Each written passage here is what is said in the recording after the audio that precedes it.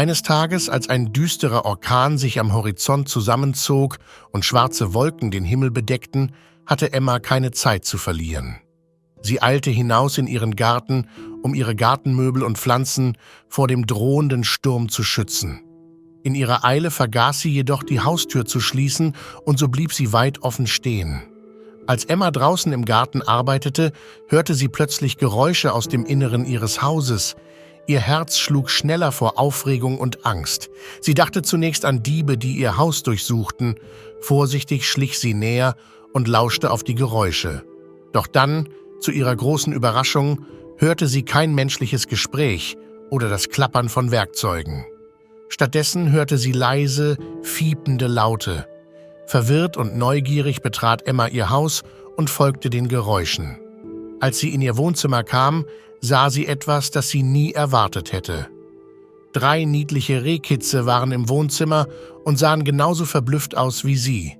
Die kleinen Bambis hatten sich in ihr Haus geschlichen, um vor dem herannahenden Unwetter Schutz zu suchen. Emma konnte nicht glauben, was sie sah, aber ihr Herz war sofort voller Mitgefühl. Sie erkannte die Kitze sofort. Es waren dieselben Rehe, die sie seit Monaten im Garten gefüttert hatte. Es war, als hätten sie sich an sie erinnert und in ihrer Not Zuflucht gesucht. Die Mutter und der Rest der Rehfamilie waren nirgends zu sehen, und es war offensichtlich, dass die kleinen Kitze dringend Schutz benötigten. Ohne zu zögern, beschloss Emma, ihnen zu helfen. Sie brachte Decken und Kissen, um es den Kitzen so gemütlich wie möglich zu machen, und öffnete die Terrassentür, damit sie später zurück in den Wald könnten. Die Kitze schienen zu verstehen, dass Emma ihnen helfen wollte, und sie verkrochen sich in den weichen Decken.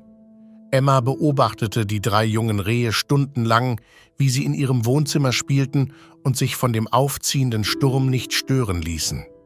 Sogar ihr Hund schloss sich dem fröhlichen Treiben an und tobte vergnügt mit den Kitzen herum. Der Orkan tobte draußen, aber in Emmas Wohnzimmer war es warm und sicher. Die Kitze schienen zu spüren, dass sie in guten Händen waren, und bedankten sich bei ihrer Retterin mit vielen sanften Stupsern und Küssen. In den folgenden Tagen beobachtete Emma die Kitze weiterhin und sorgte dafür, dass sie genug zu essen hatten.